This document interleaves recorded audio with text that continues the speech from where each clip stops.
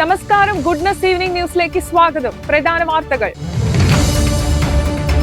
പെരിയാറിലെ മത്സ്യക്കുരുതിയിൽ വൻ പ്രതിഷേധം. ഓഫീസിലേക്ക് ചീഞ്ഞ മീനെറിഞ്ഞ് സമരക്കാർ. ബിജെപിക്ക് ആശങ്കയായി കർഷക സമരം കൂടുതൽ ശക്തമാകുന്നു. നാളെ മുതൽ നേതാക്കളുടെ വീട് വളയുമെന്ന് കർഷക നേതാക്കൾ. എൽദോസ് കുന്നപ്പിള്ളിക്കെതിരായ കേസിൽ കുറ്റപത്രം സമർപ്പിച്ചു. ബലാത്സംഗം, വധശ്രമമടക്കം കുറ്റങ്ങൾ ചുമത്തി. സ്കൂൾ തുറക്കുന്നതിന് മുന്നോടിയായി കർശന പരിശോധന. ഉത്തരവുമായി എക്സൈസ് കമ്മീഷണർ. ബുക്കർ പുരസ്കാരം ജെന്നി എർപെൻബെക്കിന്. പുരുഷ പരിഭാഷകനും ആദ്യമായി പുരസ്കാരം. വാർത്തകൾ വിശദമായി. പെരിയാറിൽ മത്സ്യങ്ങൾ കൂട്ടത്തോടെ ചത്തുപൊങ്ങിയ സംഭവത്തിൽ മത്സ്യ കർഷകരുടെ പ്രതിഷേധം കനത്തു. ഏലൂരിലെ മലിനീകരണ നിയന്ത്രണ ബോർഡ് ഓഫീസ് ഉപരോധിച്ചു. സമരം ചെയ്തവരും പോലീസും തമ്മിൽ ഉന്തും തള്ളും വാക്കേറ്റവും ഉണ്ടായി. സമരക്കാർ ഓഫീസിലേക്ക് ചീഞ്ഞ മീനെറിഞ്ഞു. പെരിയാർ സംഭവത്തിൽ ഉത്തരവാദിത്വം ഇറിഗേഷൻ വകുപ്പിനാണെന്നാണ് മലിനീകരണ നിയന്ത്രണ ബോർഡിന്റെ വാദം. പെരിയാറിൽ മത്സ്യങ്ങൾ കൂട്ടത്തോടെ ചത്തുപൊങ്ങിയതിന്റെ കാരണം ഓരുവെള്ളം കയറി ഓക്സിജന്റെ അളവ് കുറഞ്ഞതാകാമെന്നാണ് മലിനീകരണ നിയന്ത്രണ ബോർഡിന്റെ നിലപാട്. അതേസമയം ഫാക്ടറികളിൽ നിന്നുള്ള രാസമാലിന്യങ്ങളാണ് ഇത്തവണത്തെ ദുരന്തത്തിന് കാരണമെന്ന് കർഷകർ ആരോപിക്കുന്നു.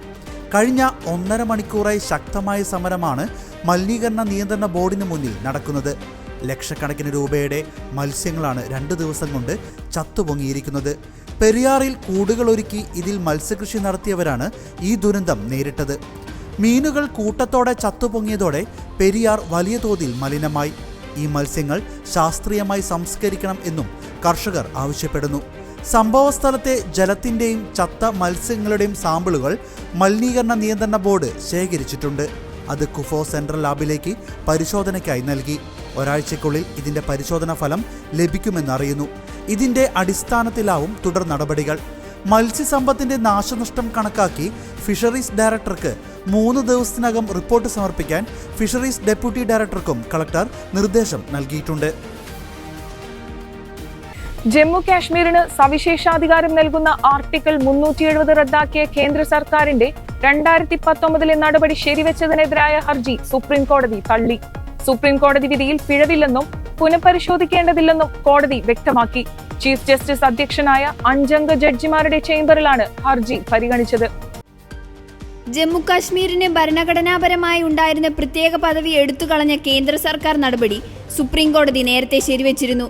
കേന്ദ്ര ഭരണ പ്രദേശമായ ജമ്മു കാശ്മീരിന് എത്രയും വേഗം സംസ്ഥാന പദവി തിരികെ നൽകണമെന്നും നിയമസഭയിലേക്ക് തിരഞ്ഞെടുപ്പ് നടത്തണമെന്നും ചീഫ് ജസ്റ്റിസ് DY ചന്ദ്രചൂഡ് അധ്യക്ഷനായ 5 അംഗ ഭരണഘടനാ ബെഞ്ച് നിർദ്ദേശിക്കുകയും ചെയ്തിരുന്നു. ഭരണഘടനയുടെ 370 വകുപ്പ് പ്രകാരമുള്ള പ്രത്യേക പദവി രാഷ്ട്രപതിയുടെ ഉത്തരവിലൂടെ 2019 ഓഗസ്റ്റ് 5 ഇല്ലാതാക്കിയത്.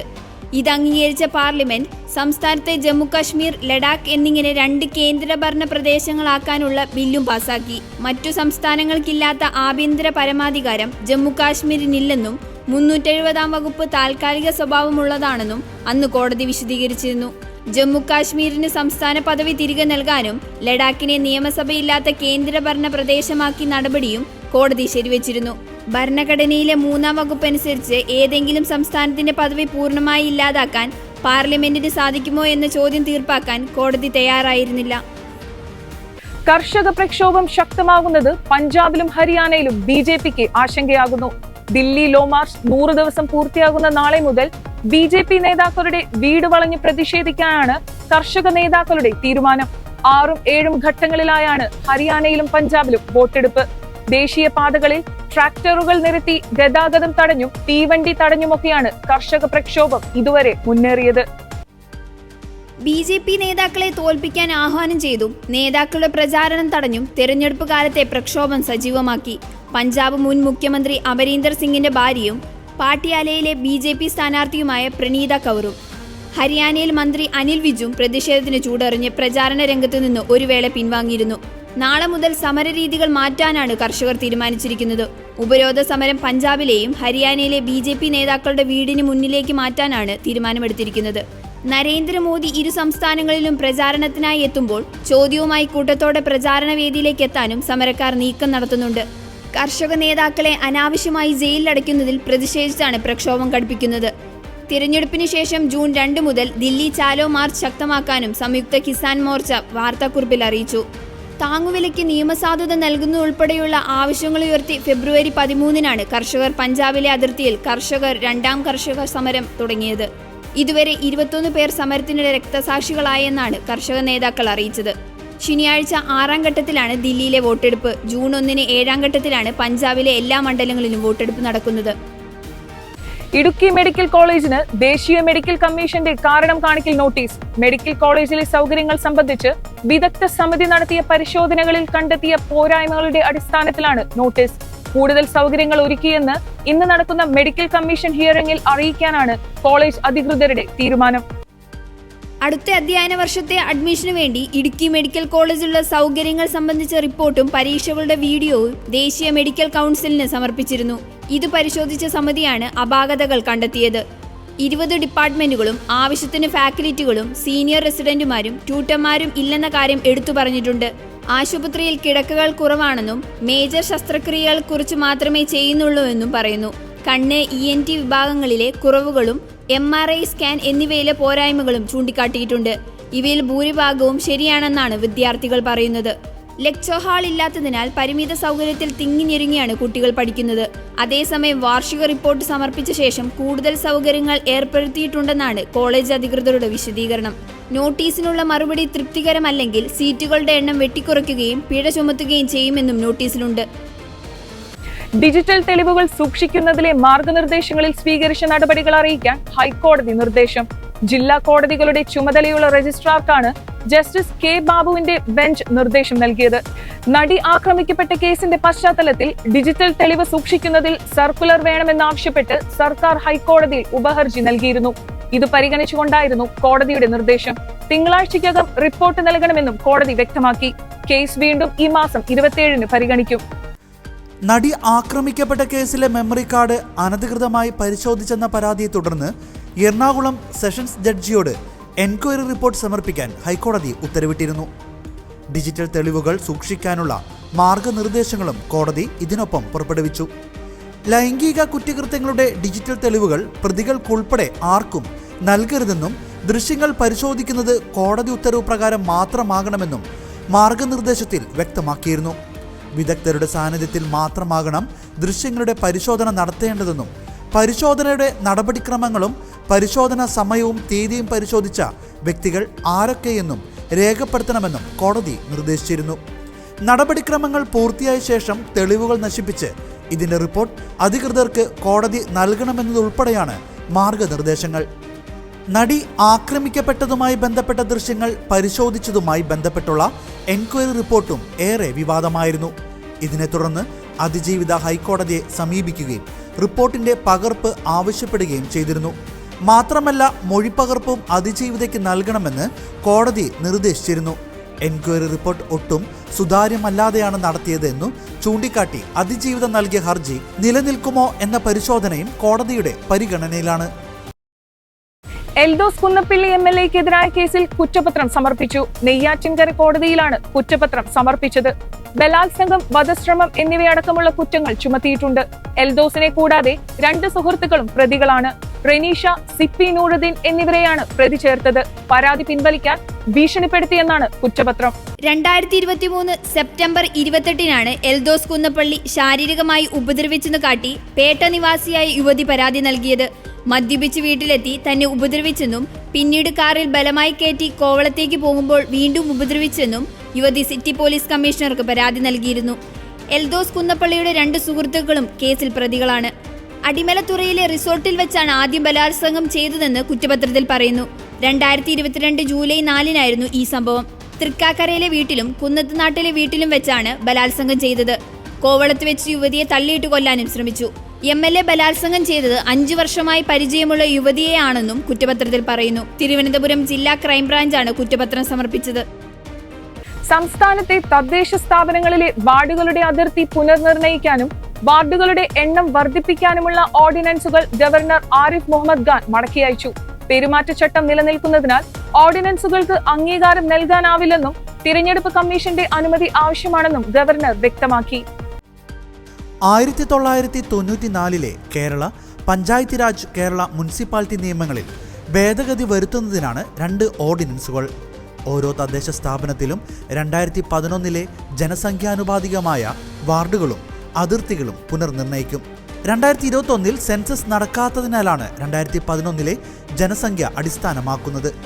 ഒരു വർഷത്തിനകം നടപടികൾ പൂർത്തിയാക്കാനാണ് സർക്കാർ തലത്തിൽ ധാരണ. പൊതുതെരഞ്ഞെടുപ്പ് നടത്തി 2025 ഡിസംബറിൽ പുതിയ തദ്ദേശ ജനപ്രതിനിധികൾ അധികാരമേൽക്കുന്നത് പുതിയ വാർഡുകളുടെ അടിസ്ഥാനത്തിലാകും. ഗ്രാമ ബ്ലോക്ക് പഞ്ചായത്തുകളിൽ 13 മുതൽ 23 വരെ വാർഡുകൾ ഉള്ളത് ഓർഡിനൻസുകൾ വരുന്നതോടെ 14 മുതൽ 24 വരെയാകും. ജില്ലാ പഞ്ചായത്തുകളിൽ 16 മുതൽ 32 വരെ ഡിവിഷനുകൾ എന്നത് 17 മുതൽ 33 വരെയാകും. നഗരസഭകളിൽ 25 മുതൽ 52 വരെ വാർഡുകൾ എന്നത് 26 മുതൽ 53 വരെയാകും. കോർപ്പറേഷനുകളിൽ 55 മുതൽ 100 വരെ എന്നത് 56 മുതൽ 101 വരെയായി മാറും. സംസ്ഥാനത്ത് 941 ഗ്രാമപഞ്ചായത്തുകളിലായി 15,962 വാർഡുകളും 152 ബ്ലോക്ക് പഞ്ചായത്തുകളിലായി 2080 ഡിവിഷനുകളുമാണ് നിലവിലുള്ളത്. 87 നഗരസഭകളിൽ 3113, 6 കോർപ്പറേഷനുകളിൽ 414 എന്നിങ്ങനെയാണ് വാർഡുകളുടെ എണ്ണം. ഓർഡിനൻസ് ഗവർണർ ഒപ്പിട്ട് വിജ്ഞാപനം ചെയ്താൽ സെക്രട്ടറി റാങ്കിലുള്ള 4 IAS ഉദ്യോഗസ്ഥർ അംഗങ്ങളായുള്ള ഡീലിമിറ്റേഷൻ കമ്മീഷനെ സർക്കാർ നിയോഗിക്കും. സ്കൂൾ തുറക്കുന്ന സാഹചര്യത്തിൽ എക്സൈസ് കമ്മീഷണർ പരിശോധനാ നിർദ്ദേശങ്ങൾ പുറപ്പെടുവിച്ചു. സ്കൂൾ പരിസരത്ത് സ്ഥിരമായി വന്നുപോകുന്ന കറങ്ങി നടക്കുന്ന യുവാക്കളെ നിരീക്ഷിക്കാൻ കമ്മീഷണർ നിർദ്ദേശിച്ചു. ഇത്തരക്കാരെക്കുറിച്ചുള്ള വ്യക്തിവിവരങ്ങൾ ശേഖരിക്കണം.